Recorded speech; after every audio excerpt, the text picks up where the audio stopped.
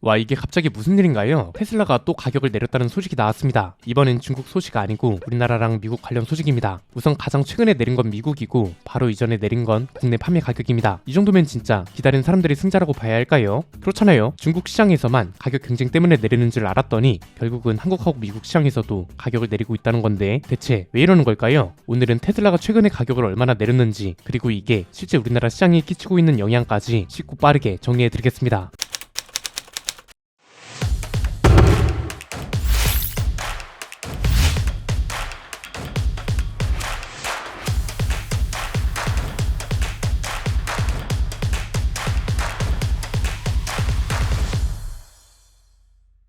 우선 미국부터 볼까요? 미국 현지에서 테슬라가 모델 3랑 모델 Y 가격을 3에서 4% 정도 내렸다고 합니다. 모델 3 기본 모델 시작 가격이 원래 5,430만원 정도였는데 이번에 가격이 변동되고 5,260만원으로 내려왔습니다. 168만원 정도가 내려간 거죠. 롱레인지 모델은 기존에 6,370만원이던 게 동일하게 168만원 정도가 내려갔고, 퍼포먼스 트림은 기존 7,180만원에서 303만원이 내려갔다고 합니다. 모델 Y 가격도 내려갔습니다. 기존 7,350만원이던 차가 7,080만원으로 270만원 정도가 내려갔습니다. 우리나라에서도 가격을 많이 내렸죠. 모델 3 중국산 모델 말고 모델 S랑 모델 X 가격도 엄청 내려버렸잖아요. 모델 S 4륜구동 모델은 1억 2,806만원이던 게 1억 1,520만원으로 1,280만원이나 내려갔고, 고성능 플레드는 1억 4,106만원이던 게 1억 2,554만원으로 무려 1,550만원이나 저렴해졌습니다. 모델 X도 마찬가지죠. 4륜구동 모델이 기존에는 1억 4,306만원이었는데 1억 2,875만원으로 1,430만원이 내려갔고, 플레드 트림도 1억 5,706만원이던 게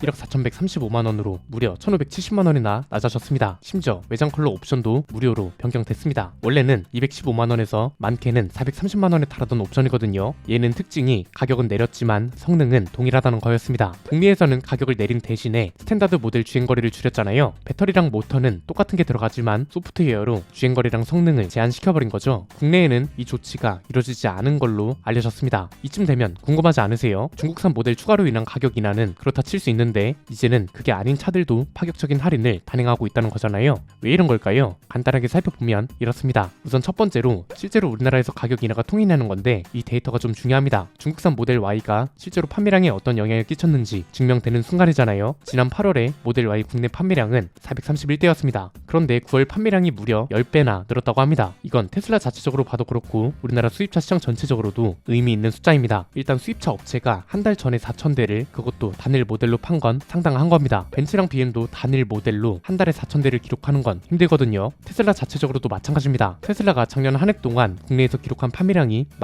14,671대였습니다. 그런데 무려 한 달 만에 그것도 단일 모델 하나로만 기록한 건 굉장히 의미 있는 숫자입니다. 이건 모델 Y 가격이 많이 내려간 게 한몫했죠. 중국 LFP 배터리를 탑재한 모델이 국내에도 팔리기 시작했고 기존 판매 가격보다 2천만원 정도 낮아지면서 보조금 포함 4천만원대에도 구매가 가능해졌잖아요. 두 번째는 미국에서는 갑자기 가격을 왜 내린 거냐는 겁니다. 이건 간단합니다. 미국 내 판매량이 테슬라 기대치보다 낮은 상황이라 그렇습니다. 테슬라는 미국을 포함한 전세계 자동차 시장에서 전기차 점유율 자체를 크게 올리고 싶어 합니다. 그래서 판매량이 계속해서 우상향 곡선을 그려야 하고 회사 자체적으로 잡은 목표도 달성을 해야 하거든요. 실제로 미국 자동차 시장 점유율을 보면 아직 전기차가 그리 많은 건 아닙니다. 내연기관차가 무려 78% 넘게 차지하고 있고 하이브리드가 9%, 배터리 전기차는 7.6%거든요. 일단 시장 전체적으로 보면 테슬라는 이 점유율 자체도 끌어올리고 싶어 하고요. 그리고 테슬라 자체적으로 봐도 판매량 목표에 비하면 아직 부족합니다. 지난 3분기 차량 인도 대수가 시장 예상치를 밑돌았다는 발표가 있었거든요. 실제로 이 발표 직후에 이번 가격 인하가 단행된 겁니다. 테슬라 실적 보고서를 보면 지난 3분기에 43만 5,059대를 인도했다고 합니다. 이게 지난 2분기보다 10% 줄어든 거고 시장 전망치보다도 3만 대가 적었던 거란 말이죠. 그래서 실적 달성을 위한 조치로도 볼 수 있다는 겁니다. 세 번째는 이렇게 되면 국내에 팔리고 있는 다른 전기차들도 가격 인하 가능성이 높아진다는 거죠. 사실 제조사 입장에선 불확실성이 좀 컸습니다. 가격을 내린다고 사람들이 살까 걱정을 하고 있는 제조사들도 있었는데 가격을 내리면 많이 산다는 게 증명된 거잖아요. 그것도 테슬라가 증명을 했다면 말 다 한 거죠.